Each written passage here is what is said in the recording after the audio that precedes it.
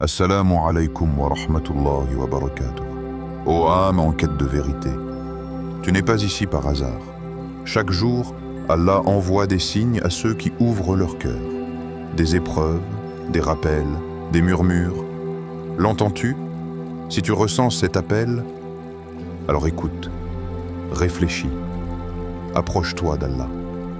Bienvenue dans ce voyage spirituel.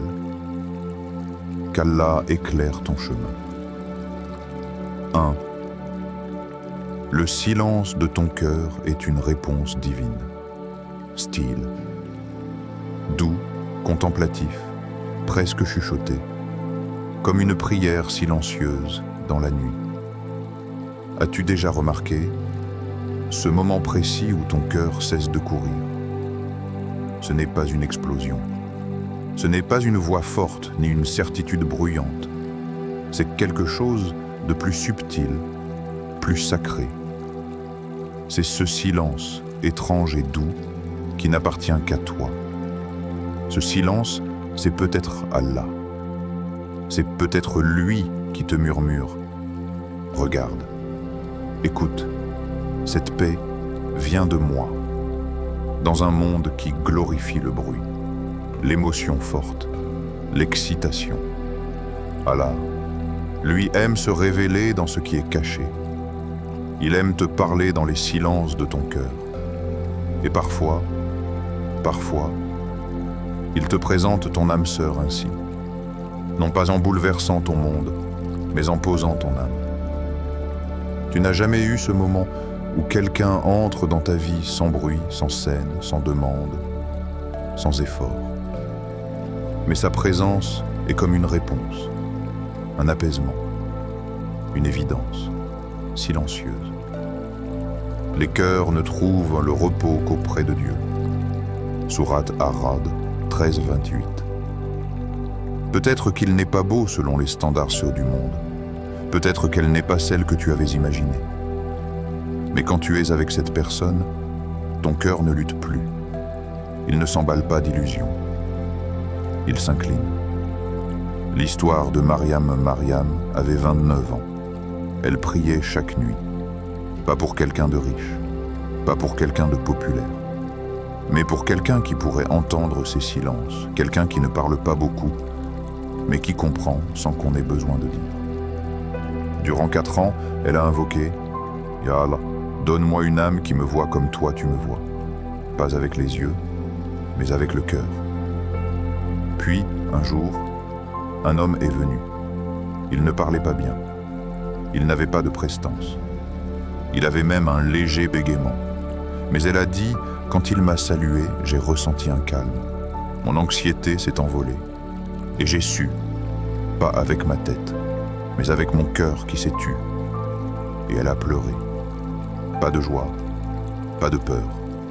Elle a pleuré parce qu'elle a reconnu ce silence. C'était celui qu'elle ressentait quand elle priait la nuit. Question pour ton âme. Et toi? As-tu déjà rencontré quelqu'un et ton cœur s'est soudainement calmé? Pas de passion brûlante, pas de coup de foudre hollywoodien, juste une paix inconnue. Comme si quelque chose en toi arrêtait de crier. Et si c'était Allah qui te parlait par cette paix? Et si cette personne n'était pas là pour te faire vibrer, mais pour te reposer? Et parmi ces signes, il a créé de vous, pour vous, des épouses, pour que vous trouviez auprès d'elles le repos. Et il a mis entre vous de l'amour et de la miséricorde. Sourate Ar-Rum 30-21. Tu vois, le signe de Dieu n'est pas le feu, c'est le repos. Son amour, ce n'est pas ce que tu vois dans les films. C'est ce que tu ressens dans le silence. Dans les choses qui ne s'expliquent pas, mais qui s'harmonisent. Imagine. Ton cœur est une pièce remplie de bruit. Des souvenirs, des doutes, des blessures, des attentes. Et puis un jour, quelqu'un entre. Il ne dit rien de spécial, mais le bruit s'arrête. Tu n'as plus besoin de parler ni de prouver. Tu es vu, tu es senti, tu es reconnu. Et si c'était cela le signe, Et si l'amour divin ne criait pas, mais chuchotait, doucement, comme une nuit paisible après une tempête intérieure? C'est peut-être dans cette paix que ton âme sœur est apparue. Mais pour l'entendre, il faut que toi aussi, tu deviennes silence d'eux. Le déclencheur inattendu. Quand ton destin croise le sien, il y a un moment dans la vie où tout s'écroule. Un coup dur, une fin brutale, un changement imposé. Tu crois que c'est une punition. Tu crois que tu t'éloignes de ce que tu veux. Mais en réalité, tu es en train de te rapprocher de ce qu'Allah t'a toujours réservé. Et ce qui semble être une perte est parfois la seule façon pour Allah de te positionner là où l'amour véritable t'attend. Dieu n'unit pas toujours deux âmes dans la facilité. Parfois, il utilise le bouleversement, un accident, une perte d'emploi, un déménagement imprévu, une trahison, une maladie, un appel manqué. Tu crois que c'est du chaos. Mais pour Allah, c'est l'alignement parfait des destins. L'histoire d'Ali Ali, 35 ans, ingénieur à Casablanca, bonne carrière, belle voiture, fiancé à une collègue. Il pensait avoir trouvé sa voie, mais en quelques semaines, tout a basculé. L'entreprise ferme, sa fiancée le quitte, il perd son logement, il retourne vivre chez ses parents, dans sa petite ville natale. Brisé, silencieux, fatigué de la dunya. Un jour, il est invité à remplacer un professeur absent dans une école de campagne. Ali accepte, à contre-cœur.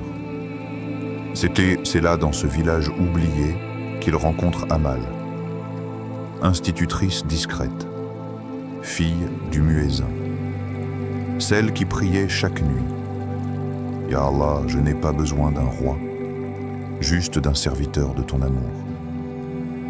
Le premier jour où ils se croisent, rien d'extraordinaire, mais une phrase simple d'elle. Si tu as perdu beaucoup, c'est peut-être qu'Allah veut te reconstruire plus près de lui. Cette phrase, cette lumière dans la voix, elle le touche au cœur, et tout change. Leurs chemins brisés deviennent un seul chemin réparé. Il se peut que vous détestiez une chose, alors qu'Allah y a mis un grand bien. Sourate Al-Baqarah 2:216. Tu vois, le destin ne commence pas toujours par un match parfait. Il commence parfois par une cassure violente, une rupture qui t'oblige à quitter ce qui te retenait, une douleur qui te réveille, un vide qui t'oblige à chercher et à te trouver. Parce que parfois, pour rencontrer la bonne personne, il faut d'abord devenir la bonne version de toi-même. Réflexion. Et si c'était ça? Et si ton échec apparent était une mise en scène divine, ton divorce, ton échec aux examens, ce déménagement forcé, cette opportunité ratée? Et si tout cela n'était pas une malchance, mais un alignement invisible, un carrefour caché où ton âme sœur marche déjà? Tu n'es pas en retard, tu n'es pas abandonné, tu es réorienté. Aucun malheur n'atteint la terre ni vaut personne sans qu'il ne soit inscrit dans un livre avant que nous ne l'ayons créé. Sourate Al-Hadid 57-22. Lise bien ce verset. Avant même que la douleur ne t'arrive, Allah l'avait déjà inscrite, mais pas pour te faire souffrir, plutôt pour te conduire à ton bonheur. Imagine un film. Le héros perd tout au début, mais ce vide le pousse à changer de ville. Là-bas, dans une ruelle qu'il n'aurait jamais connue autrement, il croise son destin. Sans la cassure, il ne l'aurait jamais vu. Sans le choc, il serait resté dans le confort. Peut-être qu'Allah t'aime trop pour te laisser dans une situation qui ne mène nulle part. Alors, il envoie une crise, un événement, une fissure. Mais derrière la fissure, il y a la lumière. Et dans cette lumière, il y a une âme, une voix, une paix que tu n'aurais jamais cherchée. Si la vie ne t'avait pas secoué, tu crois que tu as été brisé? Non, tu as été redirigé. Et ton âme sœur t'attendait là, juste derrière cette épreuve. 3. Le miroir de l'âme. Allah te montre qui tu es à travers l'autre, ferme les yeux un instant. Et imagine une âme, silencieuse, seule, mais vivante. Elle cherche, non pas quelqu'un pour remplir un vide, mais quelqu'un pour révéler la lumière cachée en elle. Car l'âme sœur, ce n'est pas celui qui t'achève, ce n'est pas celle qui te complète, c'est celui ou celle qui te révèle. Allah ne t'envoie pas quelqu'un pour que tu deviennes dépendant. Il t'envoie un miroir, un reflet vivant, un être humain dans lequel tu vas voir ta lumière, tes ombres, tes blessures, ta patience, ta foi, ton vrai toi. Une sœur a dit un jour, quand je l'ai rencontré, ce n'était pas lui que j'ai vu, c'était peau, c'était moi. Mes blessures, mes colères, ma douceur, mon reflet. Subhanallah. Parce qu'à travers l'autre, Allah te montre les recoins cachés de ton âme. Tu pensais être fort? Il ou elle vient réveiller ta fragilité. Tu pensais être patient? Allah t'envoie quelqu'un qui te confronte. Et là, tu découvres tes limites. Mais aussi, tu pensais être brisé? Et par le regard sincère de cette personne, tu comprends que tu es toujours aimable, toujours digne, toujours capable de lumière. Les femmes vertueuses sont pour les hommes vertueux, et les hommes vertueux sont pour les femmes vertueuses. Sourate An-Nour, 24-26. Ce verset, ce n'est pas une promesse de perfection. C'est un appel à la transformation. Tu veux une âme pieuse? Alors deviens toi-même un cœur tourné vers Dieu. Pas par peur de perdre quelqu'un, mais par amour pour celui qui t'a créé. Question à ton âme. Et si la personne qu'Allah t'a envoyée te dérange, te confronte, t'éveille? Et si cette relation fait émerger en toi des parties que tu fuyais, des émotions que tu réprimais, des blessures non guéries, est-ce que ce n'est pas le plus grand cadeau divin pour ton tazkiya, ta purification intérieure? Parce qu'Allah n'unit pas deux âmes juste pour le confort. Il les unit pour une élévation commune. Tu crois que ton âme sœur te rendra heureux? Oui, mais pas de la façon que tu imagines. Elle t'élèvera. Elle te poussera à devenir plus doux, plus humble, plus spirituel. Elle te fera tomber parfois, mais elle te tendra toujours la main. Et surtout, elle te ramènera vers Allah. Ceux qui dépensent dans l'aisance comme dans l'adversité, qui dominent leur colère et pardonnent à autrui. Et Allah aime les bienfaisants. Sourate Al-Imran 3, 134, tu vois? L'amour véritable ne s'exprime pas par des mots romantiques, mais par la maîtrise de soi, par le pardon répété, par l'élévation commune vers Allah. Tu crois que ton âme sœur est celle qui te comprend? Et si c'était plutôt celle qui te dévoile? Celle qui, par sa présence, t'oblige à guérir, à grandir, à prier plus fort, à aimer plus pur, à pardonner plus vite. Elle ne te donne pas ce que tu veux, elle réveille ce dont tu as besoin. Conclusion invisible, car le cœur continue de chercher. Il n'y aura pas de fin ici, car cette quête, ce miroir, ce lien mystérieux, ne s'arrête jamais. Il continue chaque jour, chaque fois que tu avances vers Allah, chaque fois que tu purifies ton intention, chaque fois que tu refuses l'ego pour écouter le cœur. Ton âme sœur, c'est un secret divin confié à ton destin. Mais Allah en est le gardien. Et quand le bon moment viendra, tu n'auras pas besoin de signes bruyants. Ton cœur le saura. Ton Seigneur crée ce qu'il veut et choisit. Il ne leur appartient pas de choisir. Sourate Al-Qasas 28-68. Ferme les yeux un instant, respire profondément et dis avec sincérité: Ya Rab, montre-moi ce que mon âme cherche et fais-moi reconnaître ce que tu as écrit pour moi. même si ce n'est pas ce que je pensais vouloir. 4. La salle d'attente divine. Quand Allah te cache encore ta moitié, style lent, sacré, suspendu, comme un silence entre deux révélations. Avant que deux âmes ne se rencontrent, Allah les prépare. Mais parfois, il les prépare séparément, en silence, dans des épreuves différentes, dans des lieux éloignés, comme si le ciel retenait encore l'instant pour que l'impact soit divin. Et toi, pendant ce temps-là, tu marches dans la salle d'attente du destin. Tu regardes les portes fermées, tu entends les prières sans réponse. Tu ressens le poids du vide, mais ce vide n'est pas un oubli. C'est un travail invisible, un tissage secret, un chapitre silencieux où Allah polit ton cœur. Tu crois peut-être que rien ne se passe, mais dans l'invisible, tout est en mouvement. Et ce que tu appelles retard, Allah l'appelle protection, et il donne à chacun un terme fixé. Et quand leur terme arrive, ils ne peuvent le retarder d'une heure ni l'avancer. Sourate An-Nahl 16-61. Ce verset, c'est un rappel. Rien ne viendra avant l'instant parfait, et rien ne te sera arraché si cela t'est destiné. Une jeune femme priait chaque nuit pour son époux. Des années de silence. Et une nuit, elle pleura. Ya Allah, ai-je mal prié? Ai-je mal aimé?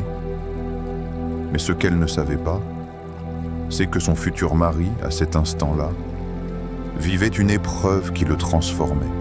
Il ne l'aurait pas reconnu s'il l'avait rencontré plus tôt. Il aurait été distrait ou blessé, ou loin de Dieu. Mais Allah les a alignés, au moment où leurs âmes étaient prêtes. Question. Et si l'attente était la réponse? Et si cette attente, que tu maudis parfois, était justement le terrain sacré où Allah t'enseigne à aimer sans posséder, à espérer sans exiger, à prier sans désespérer, et cherche secours dans la patience et la prière. Certes, cela est lourd, sauf pour les humbles. Sourate Al-Baqarah 2:45. Tu vois, même l'amour, dans l'islam, commence par la soumission, pas à une personne, mais à l'instant d'Allah. Tu demandes, pourquoi est-ce que je ne l'ai pas encore rencontré? Et Allah te répond par le silence. Mais ce silence est un langage sacré. Un jour, tu comprendras pourquoi tu as attendu. Et ce jour-là, tu pleureras. Pas parce que tu as souffert, mais parce que tu verras que chaque moment était écrit avec sagesse. Imagine, tu rencontres cette personne, et au lieu de dire « Pourquoi maintenant ?», tu diras « Subhanallah ». Il n'y avait pas de moment plus parfait. Réflexion pour ton cœur. Et si tu étais actuellement dans l'invocation qui déclenche sa transformation? Et si tu étais dans l'épreuve qui purifie ton cœur pour reconnaître le sien? Et si cette solitude actuelle était le dernier passage avant la jonction sacrée? Il y a pour chacun un temps fixé pour chaque chose. Et vous ne savez pas. Peut-être qu'en ceci, Allah vous réserve un bien. Sourate Al-Baqarah 2:216. Alors, continue d'attendre. Mais ne sois pas passif. Sois vivant dans ton attente. Sois en prière. Sois en croissance. Sois en lumière. Parce qu'au moment où toi tu avances vers Allah, elle ou lui aussi est en train d'être guidé. Deux cœurs, deux parcours, une seule convergence divine. Et au centre, la sagesse d'Allah. Et maintenant, ferme les yeux et dis avec foi, Ya Rab, si cette attente est une épreuve, fais-en un tremplin vers toi. Et si cette absence est un signe, fais-en une preuve de ton amour. Car je te fais confiance, même quand je ne vois rien, même quand je ne comprends pas. Merci d'avoir pris le temps de regarder cette vidéo. Que les enseignements partagés ici vous apportent paix, lumière et proximité avec Allah. N'oubliez pas de vous abonner à la chaîne pour continuer ce voyage spirituel ensemble et de partager avec ceux qui en ont besoin. Nous sommes tous unis dans la quête de la vérité et de la sagesse divine. Que chaque pas sur ce chemin soit une bénédiction pour vous et pour tous ceux qui vous entourent. Qu'Allah nous guide et nous protège, et qu'il nous accorde la meilleure fin. Amen.